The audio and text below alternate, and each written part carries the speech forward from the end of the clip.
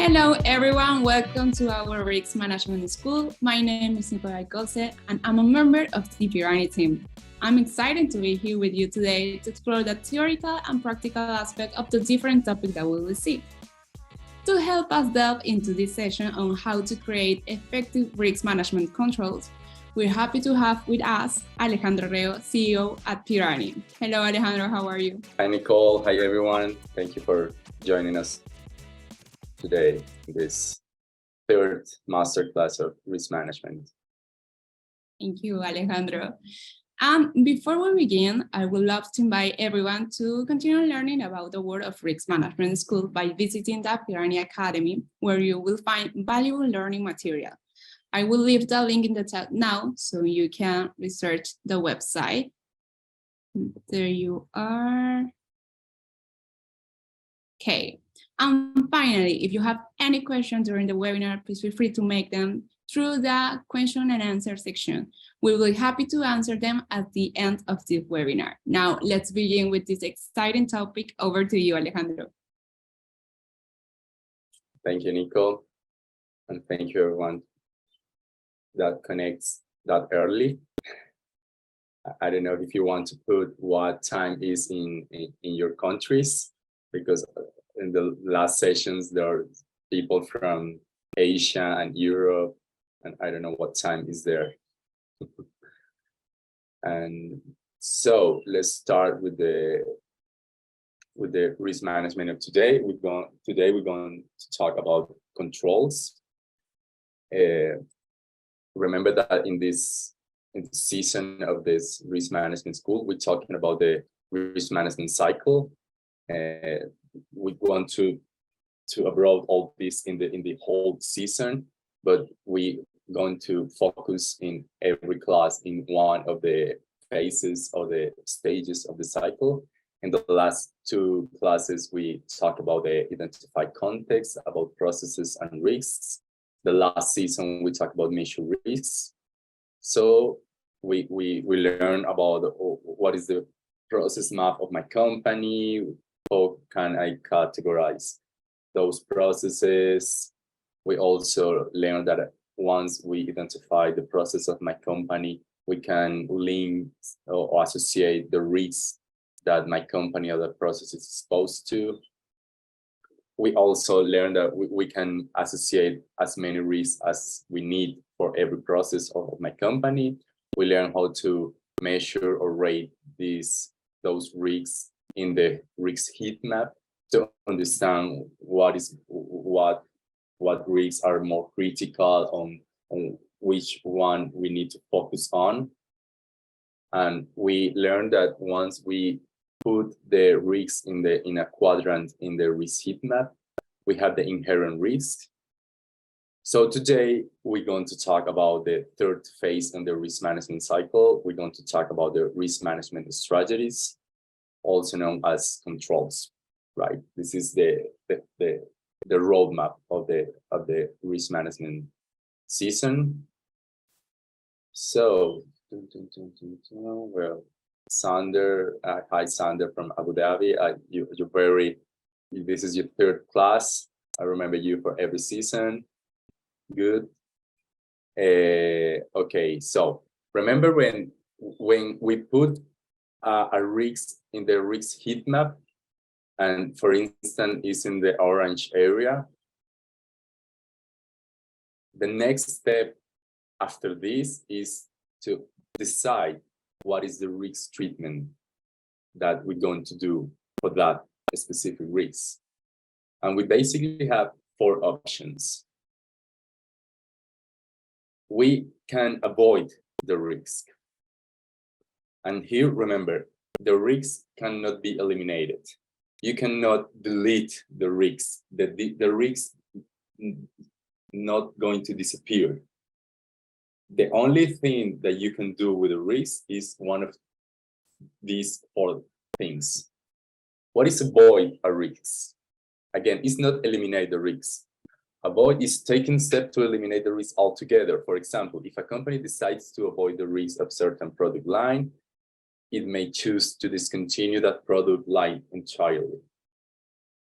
Another example, maybe I want to open a headquarters or operations in Ukraine. But and I put all the risks associated with creating or open or landing in Ukraine. But once I understand that the risks are very wide, or I don't want to embrace those risks, I avoid that step that I wanted to do. So avoid the risk is not going to be eliminated. I decided not to open operation in Ukraine. That's avoid the risks, right? Or maybe I want to launch a new product, a new line, but after understand the risks associated with this line of products, I decided not to launch the line of the product. Again, the risk is still there. I decided not to take those risks. Again, right? Another risk treatment example is mitigation. And we're going to focus on mitigation today, because mitigation involves taking steps to reduce the likelihood or impact of the risks. For example, if a company identifies a cybersecurity risk, it may implement additional security measures to reduce the likelihood of the cyber attack. It's basically that if the risk is orange, I can put controls or do anything to mitigate that risk and maybe move from orange to yellow or to green. That's mitigate the risk. And we're going to talk about this in this session, right? Again, the risk is not eliminated. You working with the risks and you moving the risks in the risk heat map. Another risk treatment that you can do is transfer. Transfer involves transferring the risk to another party, such as an insurance company. For example, a company may purchase insurance to transfer the risk of natural disaster or other event that could result in financial losses. Maybe a risk that I identify is an earthquake or a hurricane. So maybe you say, okay, what can I do if an earthquake takes place in my city? Okay, maybe you can build or reinforce the building, whatever you can do. But maybe the risk is so high that you transfer the risk to an insurance company. So this is the basic example of transfer, the risk, because it's not in your control to do or to mitigate that risk. And another thing that you can do with the risk is accept the risk. This involves accepting the risk without taking any further action. This may be appropriate if the likelihood or impact of the risk are deemed to be low, or if the cost of mitigating the risk is greater than the potential impact. Maybe in your risk heat map, you have a lot of risks. And again, you need to focus on the one or those that you can work with. And maybe you have a risk here, and here, and here, and maybe they're in green, and maybe you choose to accept that risk and to do nothing. Maybe in the meantime, or maybe right now in the short terms, and you're going to focus on all these, and you don't going to put any control on the risks over here. That is a possibility as well. So again, once you choose the risk treatment that you want to do with the risk that you identify, so let's go to focus on the mitigation. I mean, if you choose to mitigate a risk, how you can do that, right? So start with the definition of controls. How can I mitigate a risk? We talk about the concept of controls. So in the context of risk management, controls refer to the measures and actions implemented to mitigate or manage risks within an organization. Controls are put in place to minimize the likelihood or impact of potential risks to ensure the achievement of objectives. Remember the definition that we talked about risks, right? So controls can take various forms, including policies, procedures, practices, guidelines, tools, technologies, or any other mechanism designed to identify, assess, monitor, and control the risks. They act as safeguards.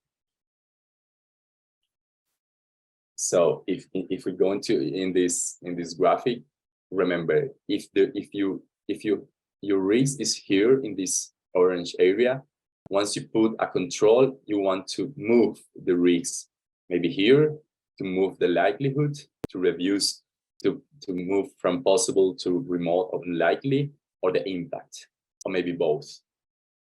That's why you implement controls, right? And those controls have different categories. Maybe you have preventive controls, that these are measures implemented to prevent risks from occurring or minimize their likelihood. Examples include access restrictions, training programs, segregation of duties, or physical security measures to prevent the controls. Or maybe it's detective controls that are designed to identify risks or potential issues after they have occurred or are in process. Examples include security monitoring system, regular audits, data analysis, or incident report mechanisms. You can also have corrective controls. These controls are put in place to address and rectify risks or issues that have already occurred. They focus on minimizing the impact of restoring normalcy. Examples include backup and recovery systems, incident response plans, and disaster recovery procedures.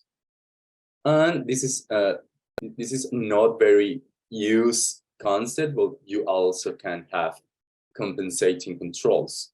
These controls are alternative measures used to compensate for the inadequacy or absence of primary controls. They provide an equivalent level of risk reduction. For example, if a specific control cannot be implemented, an organization may implement an alternative control to achieve a similar level of risk mitigation. Maybe you design a controls and you figured it out that a control doesn't work, so you create a new one. So that's the compensating controls, right? And once you create a control and you associate the control with the risk, and you already have the process, you already have the risk, so you ask yourself, okay, what can I do to mitigate the risks? So this control is going to mitigate the impact, is going to mitigate the likelihood, is going to mitigate both. That this is very strange. For instance, if you have a delivery person in your company, and maybe you want to reduce the risk of work accident in the motorcycle, and maybe a control that you want to put in that risk is the helmet or the attire of work clothes. If you put a helmet on a delivery guy, the helmet is not going to reduce the likelihood that accident can occur. The helmet is going to reduce the impact if he falls or if he has an accident, right? So every control that you design, you need to understand what this control is going to mitigate, the impact or the likelihood. So once you link a control with a risk, and that control reduce or mitigate the likelihood or the impact, you're going to move the risk from, in this example, from the orange area to the green area. And that is known of the residual risk. The residual risk is the level of risk that remains after control or risk management strategy have been implemented to reduce the inherent risks of an activity, process, or system. So maybe you associate one control for a specific risk, and this specific control moves the risk, the inherent risk from orange to yellow or to green. And you can also associate another control, a second control, that move a little bit longer. And maybe with the second control, you move the risks from moderate to minor impact. This what is the strategies of risk management are about. And this is risk management in these first 3 stages. So the question here is, and how do I know if the control that I create is going to move 1 or 2 blocks, or how can I reduce the subjectivity of these definitions, right? And that's a very good question, because all the controls are not the same. All the controls, we talk about the categories of the controls, but what controls are stronger than the others, or what controls move 1 block or 2 blocks, in order to understand what is this movement. So the control, you need to understand the design, the creation of a control has 2 stages. One is the design of the control, and is the execution of the control. Maybe you're starting in risk management and you want to create the controls for your company. So you create a specific control, and so you are in the planning or design stage. So the design of the control refers to the process of conceptualizing and creating the control itself. Involves determining the structure, components, parameters of the controls. During the design phase, the control is planned, documented, tailored to address a specific risk or objectives. Key considerations include the control's objectives, activity, responsibilities, integration with the existing processes. But again, in this phase, you only planning, but in the real life, maybe that control didn't work, or you understand more data or more specific things about the control or the risks or the process itself. So there's another important aspect of the control, that is the execution of control. Once you design it and run the control, so the execution of the control refers to the actual implementation and operationalization of the control, involves putting the design control into action and executing the activities defined in the design. It's about monitoring the performance of the control. There are no perfect design of anything. You want to put an effort and good intention in the design of the controls. With experience, you're going to create better controls over time, but it's crucial the execution and to monitor what's happening with the control. So some key consideration in every phase. For instance, in the design phase of creating controls, it's important the risk assessment. You need to talk with the people. The control should be based on a true understanding of the associated risks. And that's why it's important to run the phases of the risk management process. When you understand the context of your company and then you understand the risks, it's better to create a control and not start from the control and then imagine a process or imagine a risk for the control. You need to follow the steps. You need to have clear objectives. What is this control is about? What we want to reduce. We want to reduce the likelihood. We want to reduce the impact. What is the control is going to do? The control, if the control is a policy or is a procedure, you have to have very clear the activities. What the control is going to do is not only put the name of the control. Okay, we're going to have a policy of cybersecurity. Oh, great. What are the activities of the policy? What you're going to do is not just the name. It's important that the control have a segregation of duties. The control need to have a team or an owner who's the responsible of the control. And the control need to have scalability and flexibility, because again, another phase of the risk management is the implementation, is the execution. So maybe you create the control that you think is perfect for you or for your company, but once the control is running, you understand, oh, maybe I need to change this or that in order to adequate the control more for my company. And that's okay, right?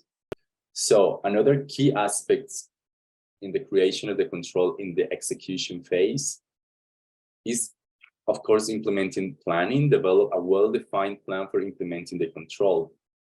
How we're going to run this control is not just name the control and that's it. Okay, if you want to run a policy or a procedure, is not just have the document in the file. You need to run the policy, or you need to run the procedure. You need to train your people in that policy. And that's the second a key. Training and awareness. Provide appropriate training and awareness program to personnel responsible for executing the control. Ensure that they have the necessary knowledge and skill to carry out their control effectiveness. Monitor and supervise the control. That's the key. Establish a mechanism for ongoing monitoring and supervision of the control execution, and for documentation and communication. Because remember that in the process, people come and go. Maybe you're going to hire new people. Your team is going to grow. So the people that came in the company need to understand what the control is about. It needs to be documented, and they need to understand what the control is about. And continuous improvement. Have the flexibility to understand that the control can be better over time, with the knowledge that you acquire in the process. So be prepared for that. That's key in the creation of the control and in the whole definition of risk management. And then once you have this concept of design and execution, you will have a control robustness level, because maybe you're going to have, I don't know, 10 or 100 controls in your company, or 50 or whatever number you decide. So all the controls is not going to be in the same level. Maybe one control is going to move you 2 blocks in the risk heat map, and another controls only going to move you 1 block, and that's okay. All the controls not need to be the same. So maybe you're going to have strong or high robustness controls that are characterized by the effectiveness in preventing or mitigating the risks. A control that prevents a risk is always going to be better than a corrective one. You're going to have moderate controls that are generally effective, but may have some limitations or areas from improvement. And again, this is normal. You're also going to have weak or low controls. And maybe in the first stages of the controls, maybe all going to be weak, and only going to be strong when you, in the phase of execution, you understand the control, you robust your policies, or you understand the control. So the control is going to getting stronger and stronger with time. And maybe in design, all going to be weak or low or moderate. And again, this is okay. There are not perfect controls. The controls is going to be perfect with the time and with the knowledge and the experience that you acquire of the control and the risk management of your company. But maybe you say, okay, but what if I'm not very familiar, or maybe I don't know how to start creating a control? What is the good starting point to do that? So we also have another sources of controls. For instance, if you are running ISO 27001, that is a standard for information security and cybersecurity and privacy protection. The ISO, the norm, have an annex. The Annex A is an information security control reference. The norm, the ISO, is actually giving you 93 controls for you to work with. 93 controls in the 1992 version. In the last, I think 1918 or 1917 was 114. They always rewriting and understanding better the controls. So in the last version of the ISO, we have 92 controls, categorizing organizational controls, people controls, technology controls. So maybe that is going to be a good starting point. So for instance, in management responsibilities is a control. And management shall require all personnel to apply information security in accordance with the established information security policy. Topic specific policies and procedure of the organization. So you have at least the name of the definition of the control. So then you maybe want to know, okay, that control applies for my company, yes or no, and you maybe justify what yes or no, and you start working with something and not from the blank page. And we're going to see how we can do that in a risk management software in a while. So before to start the practice, we want to talk about 10 tips for you. Remember that we're going to send you the presentation and the record of the season, so you can have this for you. So these 10 tips are very important. 1, conduct a comprehensive risk assessment. Again, it's better if you first understand the process, the context of your company, then you identify the risks, and then you want to create the control. Not start from the control. It's not that easy. The cycle is important. 2, clearly define control objectives, as I told you. Articulate the objectives of each control, what you want to reduce, what you want to mitigate, and a specific risks, and you want to reduce likelihood, impact. What is the goal? What is the purpose of the control? Follow a risk-based approach. Prioritize control based on the significance or likelihood of associated risks. Remember, if you have 100 risks or 1,000, I don't know, you don't need to mitigate every single risk. It's not possible. Not for you, not for any company. You need to focus, and you need to understand what risks you want to address, what risks you want to mitigate, and focus on those, not in everyone. If everything is important, nothing is important at all. 4, involve relevant stakeholders. Remember, we talk about the 3 lines of defense. No one understands better the process of the risks than the owner of the process. And maybe they also are very aware of the control that they want to implement. They are talking, they are in that ecosystem. So maybe they understand. Maybe the talent development people know and have learned about controls in their environment. So talk with them. The risk manager is not going to have all the answers, and that's okay. 5, adopt a layered approach. Implement a combination of controls that work together to provide a layered defense against risk. Incorporate preventive, detective, and corrective. And let me go back to this concept here. Remember that a risk can have different control associated. Maybe you have a preventive control here, and if that control didn't work, maybe I have a corrective or a detective, and that's very good. If you have a very important risk in your company, maybe you want to address as many controls as you need in order to focus on that risk that is important for your company. And again, maybe there are risks that you don't want to, and you don't going to do anything, and you're going to accept that, but maybe hard risks that you want to have different controls, and that's the concept of layered controls: a preventive, corrective, detective, or as many as you need. 6, use industry best practices. Again, you don't have to invent the wheel every time. You don't have to have all the answers.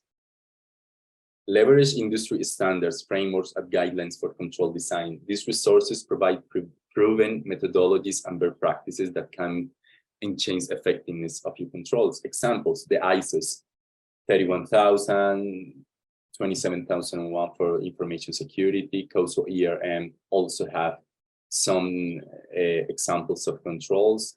In the US, the NIST special publication also have a specific controls for privacy. Is a catalog of security and privacy controls for the US Federal Information System. So there are catalogs or publications that you can work with. Not copy paste. Is a starting point, but it's better than start from a blank page. 7, ensure control feasibility. Consider the practicality and feasibility of implementing the control. You cannot put a control like everybody's going to do their work very well. It's like the world peace. I mean, the design can be very emotive and aspirational, but I mean, you can do that. This is a specific and feasible control, maybe not. So start with control that you actually can run and they actually is going to exist and are realistic and achievable. 8, regularly review and update the controls. Remember, in the design process, there are no perfect control. Not even the ISO 27000 controls are perfect.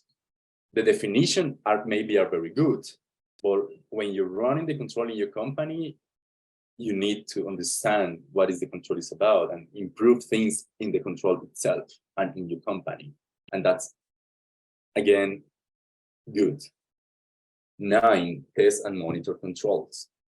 Implement mechanisms to test and monitor the effectiveness of control. Conduct regular audits, assessment, simulations to evaluate how well the controls are functioning. Establish key performance indicators or metrics to measure the control performance and monitor deviation or exceptions.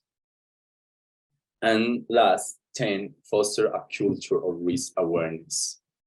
I think that is the most important, because you can have a perfect design, a perfect definition of risk, processes, controls, but if no one in the company is aware of that, no one in the company cares about it, and only the risk manager of the CEO or one person is taking care of that, is going to be very difficult.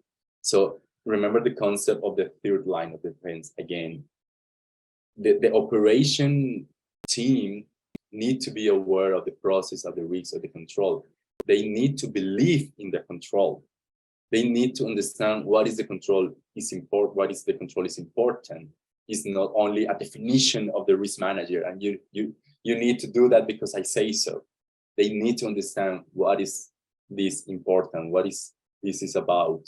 So instill in a risk-aware culture through the organization. Educate and train employees on risk management principles, their roles in control implementation, because only in that you're going to have a company that is aware, that are taking smart risks and are aware of the growth that they can experience because of risk management, right?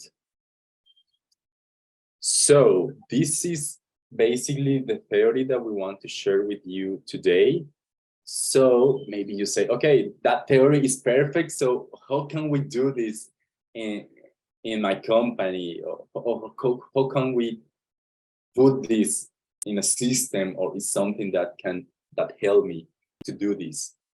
And that's what the risk management software are about. Because maybe you buy the annex, the norm of ISO 27000. So okay, perfect. And they give you the controls. So what you're going to do with those controls? How you're going to put those controls, associate the control with the risks and with the process. So we're going to do that. So remember that we're going to show you how can you do this, all the definition of all the theory that we just share with you in a software. In this case, Pirani, the software that we have the honor to work with. Remember that Pirani is recognized by 2 years in a row for Capterra and for Software Advisor at Gartner platforms and the best risk management software globally. And we also are in the G2 environment of the grid of operational risk management as leaders and best relationship. We also are in the grid of IT risk management, the anti-money laundering, but we're all talking about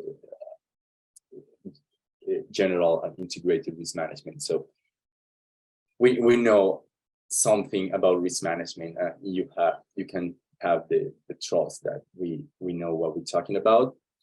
And so let's move to the software, right?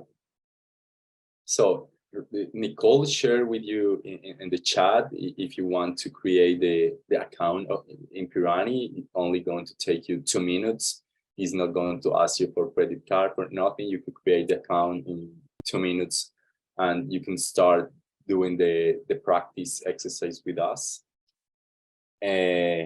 So remember in the last classes, we talked about the controls, the processes. So we create all the processes of the company based on the process map that we have. So maybe we have delivered food. This is the process. And maybe we associate a risk for this specific process. And once we have created the risk, remember, if we create only the risks, we're going to have the inherent risks, but we don't have residual risks until I associate a control to the risks, right?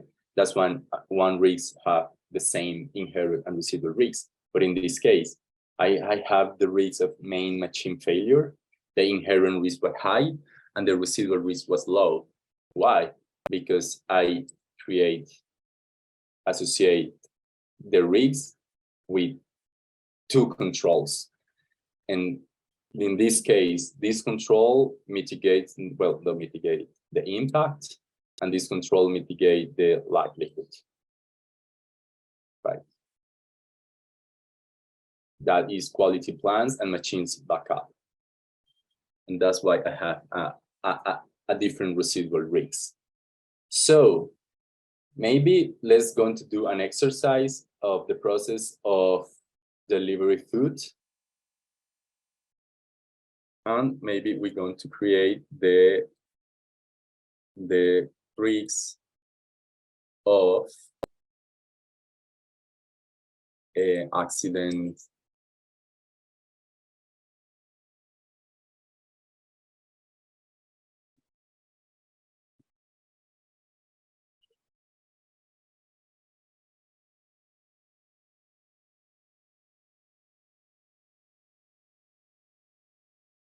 Maybe want to put the risks.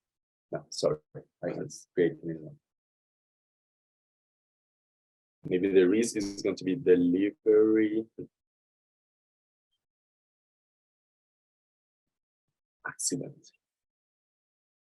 We have a description. We're going to, the risk is going to be measured, and the likelihood, I mean, possible. Maybe my city is, the traffic is chaotic, so maybe my delivery guy is all every once in a while have accidents. So I'm going to create the risk, and again, this is the inherent risk of the delivery accident. Remember, what is the risk treatment that we want to do with this? I should not avoid that. I cannot do that. Maybe I'm going to transfer one control. For sure is going to have an insurance for that. That's one control that I can put, and maybe we also going to mitigate. So maybe I can do both. So I'm going to create the risks. So the delivery accident, the inherent and the residual is the same. So I'm going to put the 2 controls. So maybe I'm going to create one control that is insurance for delivery.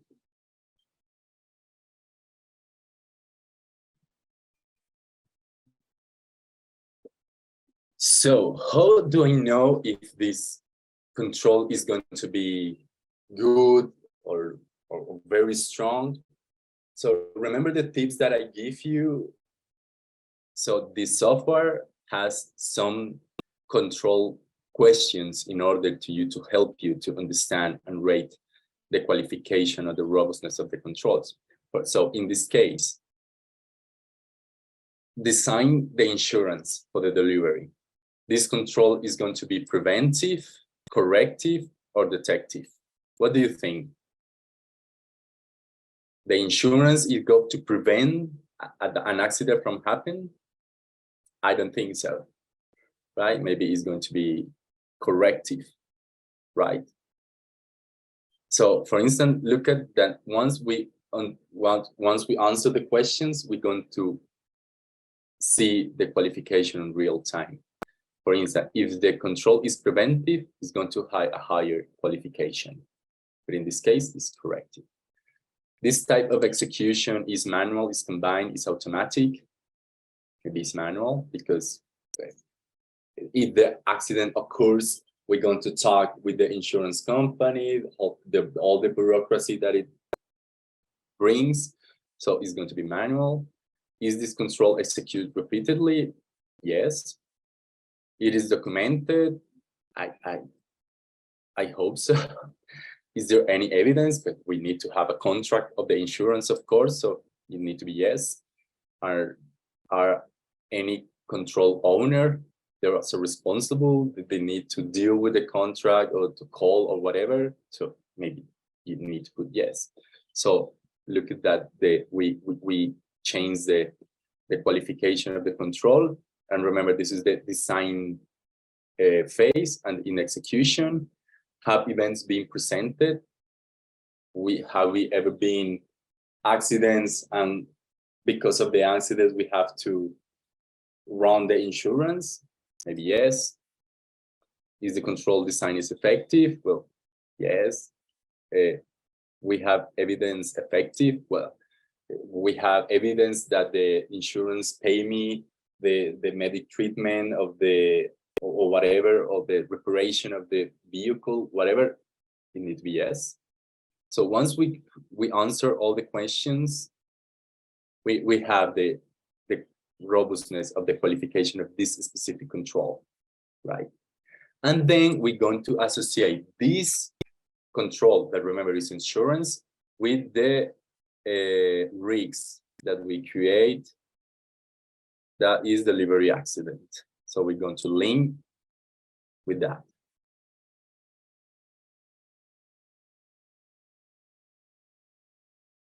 So we have the qualification of the control, and we have associated the risks. And we're going to put, okay, the insurance is going to reduce the impact of the likelihood of an accident. What do you think in the chat?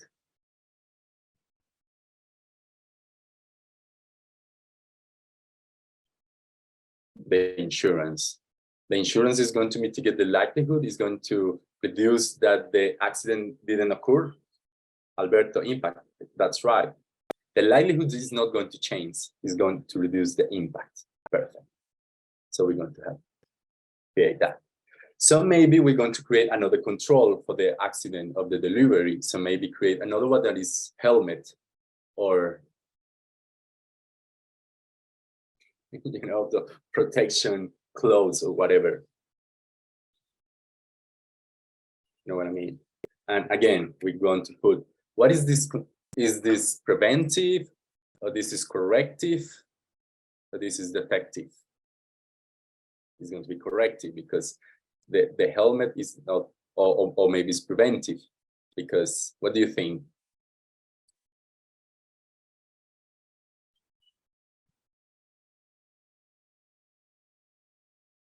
Preventive, exactly, because if the delivery falls, the helmet prevents from an injury or a serious lesion. Is not to correct anything.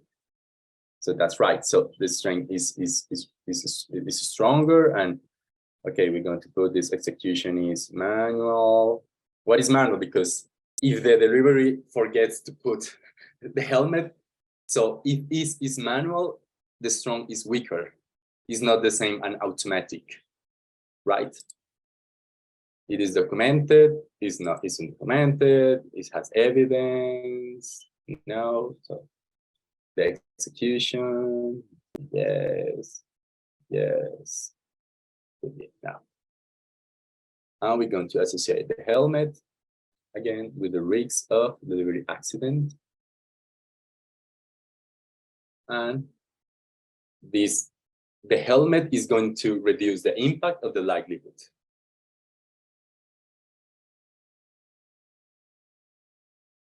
The impact, right? Because the helmet is not going to reduce the likelihood.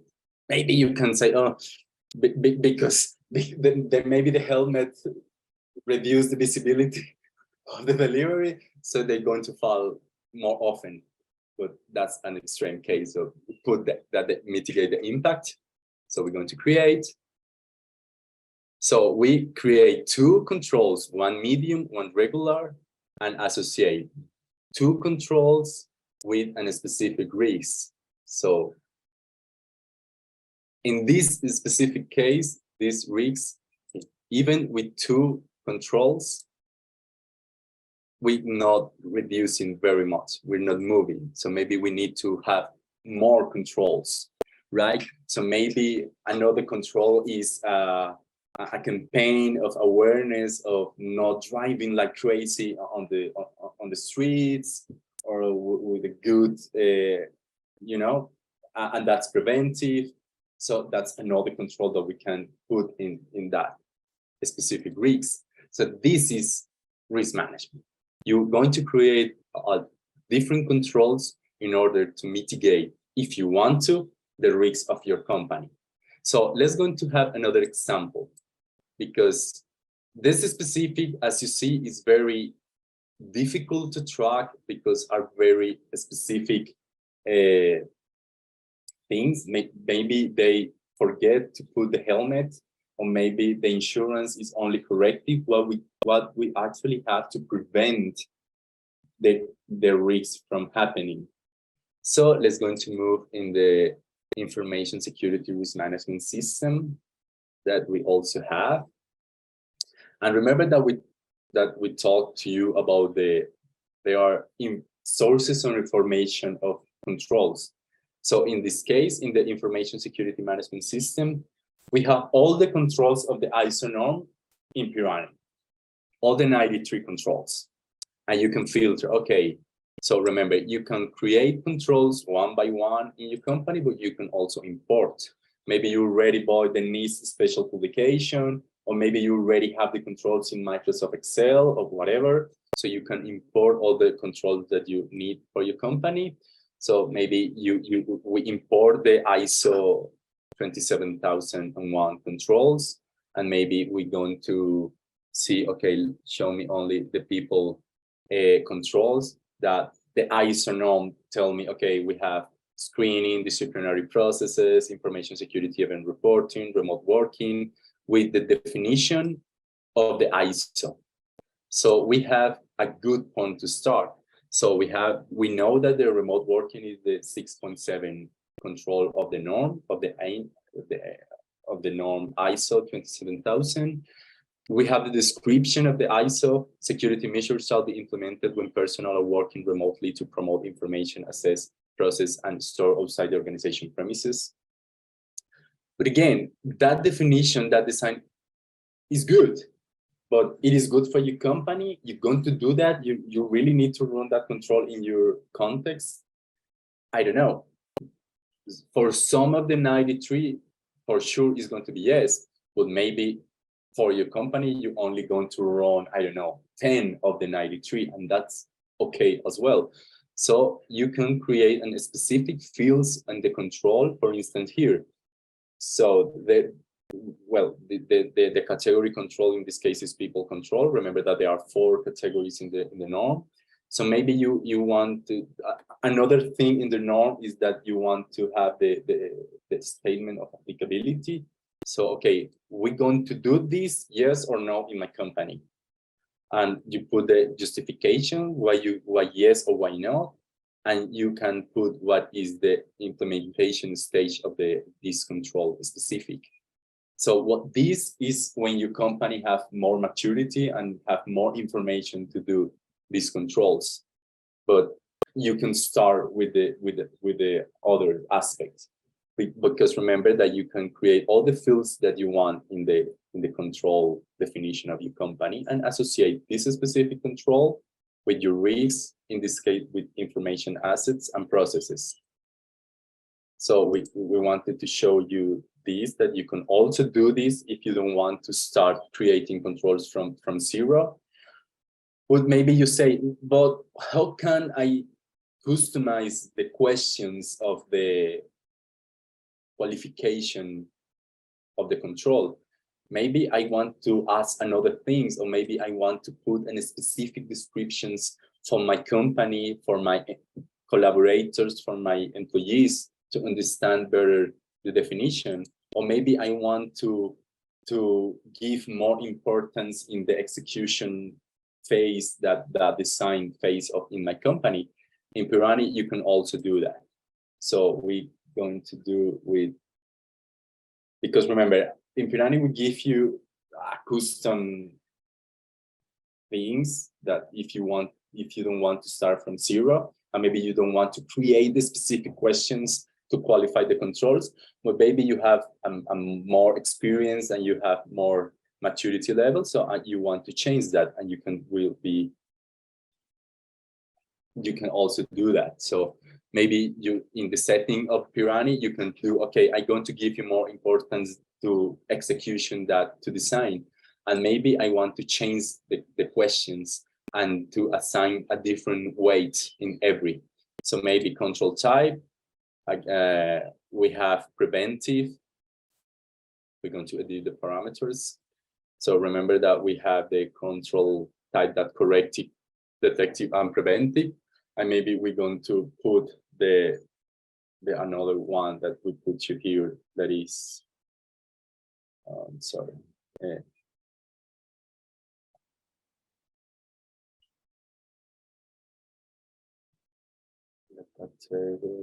The compensating control.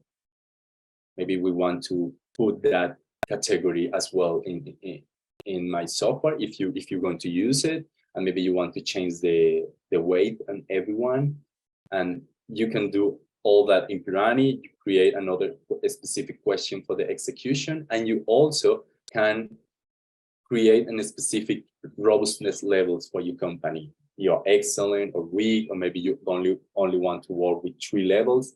That's also okay for your company. And another thing that is very important in risk management, okay, all the controls that I have in my company, how can I say if how many are good, are bad, or whatever? So we also have a report that we're going to talk more about in another class of reporting. Well, you can also have, for in this case specific, what are the controls of my company are working? I know that 82% are excellent and only less than 1% is weak. So that maybe gives you information about the risk management of your company. So that's the next steps in this risk management season. In the next class, we're going to talk about, okay, we addressed already the 3 first steps of the risk management cycle. So in the next risk management school, we're going to talk about monitor. We're going to talk about about events, that is risk materialization. And then we're going to talk about continuous improvement, how can create action plans to correct or improve the controls or the risks or the process, and maybe how we can also have assessment plans in order to rate or measure better the risks of the controls. Because maybe the robustness qualification of today of the control is not perfect. And once you run the control, at the execution of the control is running, you're going to understand better, and because of that, you're going to have more information to do a better qualification of the control. So we also going to talk about this in a next step. And in the last classes, we're going to talk about, we do all this, and with the reports is going to help us for the decision-making support.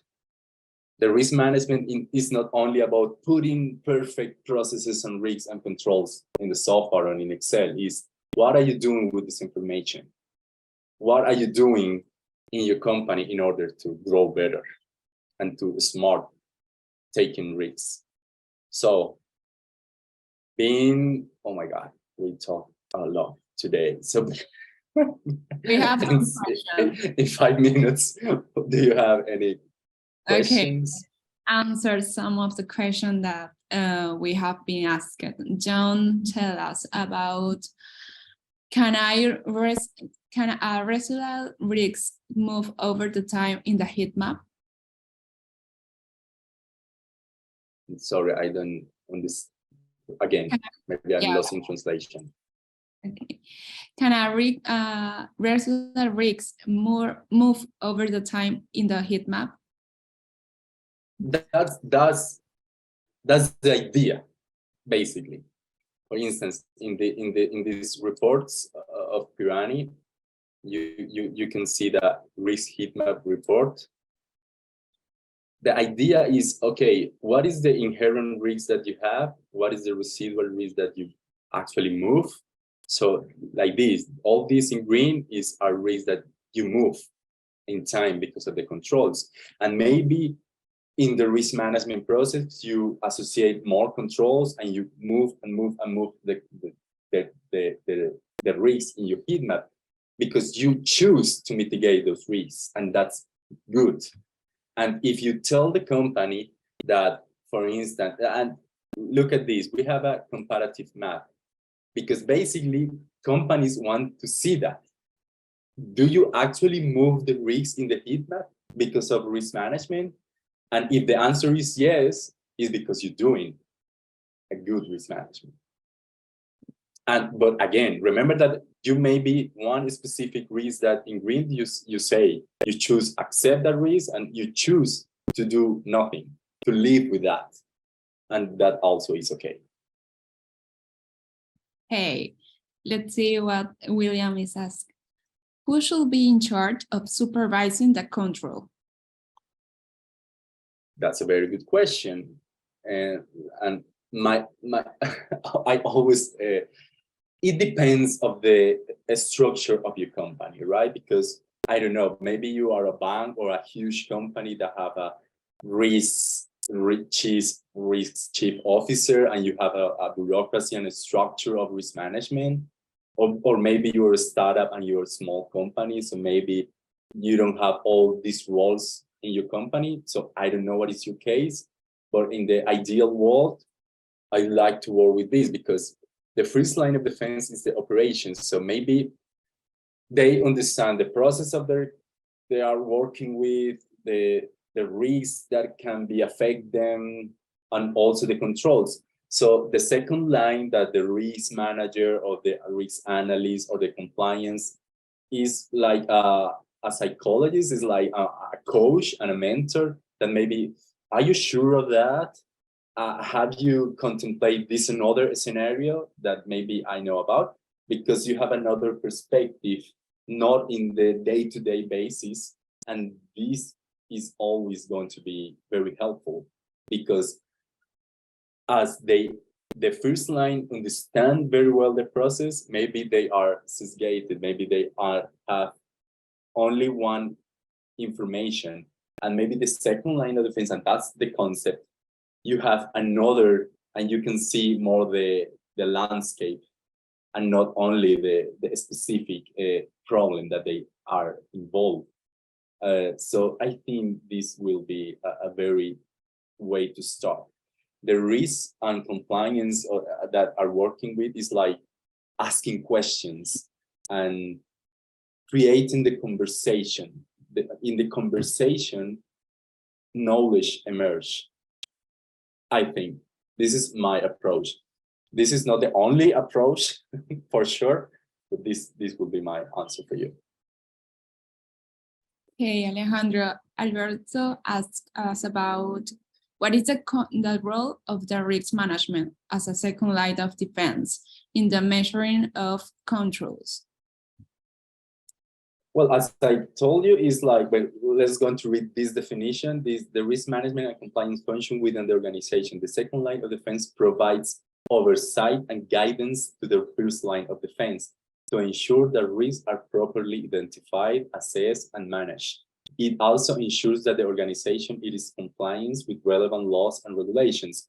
And in a specific way to understand, maybe the first line of defense create the name and the description of the control, and maybe the risk manager or the risk analyst will help with the qualification and explain, okay, this is preventive or corrective, because you have this concept and this definition. It's not very regular that the technology officer or the delivery has these concepts in their minds. So you're going to help them with the definition and the qualification of the control and the risk. So that's the work team that we expect. We don't expect that at least at the beginning, that the human resources team knows this concept that we shared today, preventive, corrective. You're going to help them in this rating and this qualification. And we're also going to talk about this later in the assessment, how you can create assessment plans to improve, to better understand the qualification of the control and the risks. But that is going to be another risk management school, so keep connected. And of course, we also going to share with you the presentation in PDF and the record of this session as well. Yeah, we have 2 more questions. I have more, but I will love to answer 2 more, and that's it. If you okay. I have to go. Okay, but one more. Okay, one more. Catherine asks us, how can I associate evidence with the software? I don't know if I understand the question, but in the software, you can add evidence, a specific drag and drop your file here. So maybe you say, oh, my control is documented, or I have actually a contract for the insurance. If you want to add the evidence, maybe for the audit or whatever, so you can drag and drop and explore the evidence. So that's a very good question.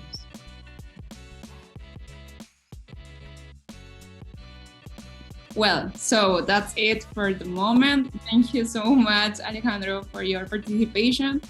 And remember, please, that you will find a short survey that I will ask about today.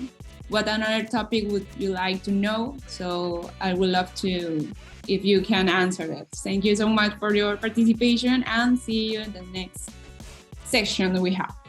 Bye-bye. Thank you. Bye. See you next week.